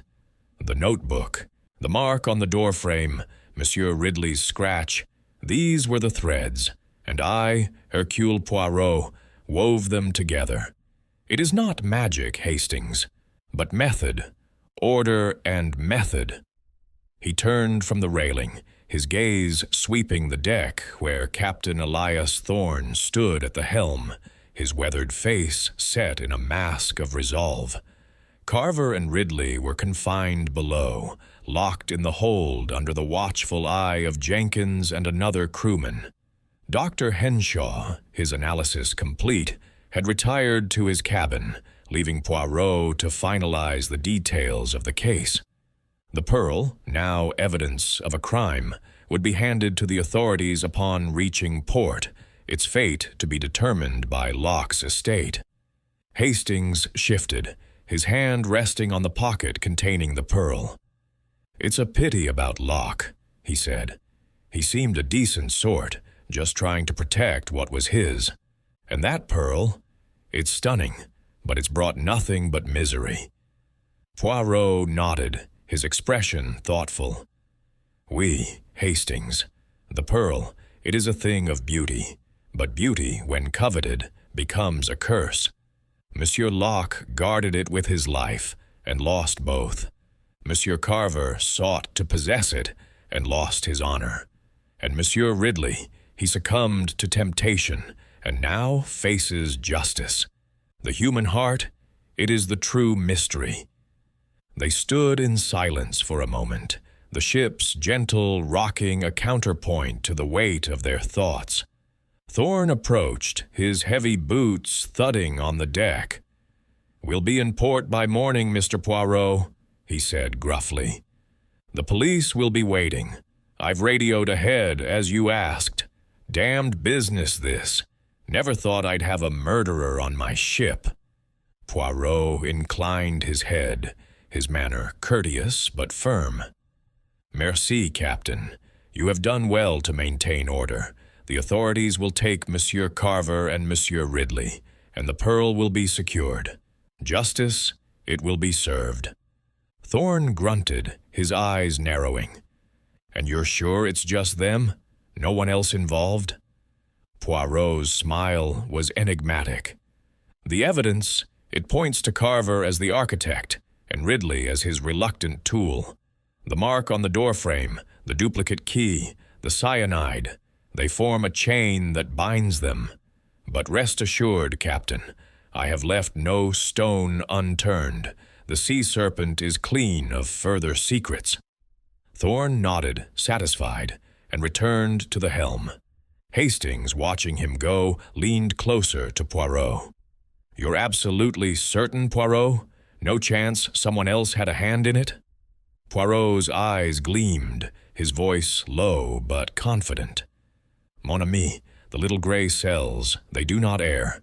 The facts, the notebook, the scratch, the confession, they align perfectly. Carver's greed was the motive, his cunning the method. Ridley's fear made him complicit, but he was no mastermind. The case, it is closed." As the shore grew closer, the lights of the harbor twinkling in the distance, Poirot allowed himself a rare moment of reflection. The Sea Serpent had been a stage, its players driven by passion and deceit, but he had seen through their performance. The pearl, once a symbol of desire, was now a relic of justice, its luster undimmed but its story forever marked by tragedy. Hastings, sensing his friend's mood, clapped him on the shoulder. "Well done, Poirot. Another mystery solved, and the world's a bit more orderly for it." Poirot's lips curved into a faint smile, his eyes still on the horizon. "Order, Hastings, is the foundation of truth, and truth, it is the light that banishes shadows. Come, mon ami, let us prepare for the shore. The voyage ends, but the work of Hercule Poirot, it continues." As the Sea Serpent sailed toward port, its mystery resolved, Poirot stood resolute, a sentinel of justice on a sea of human folly.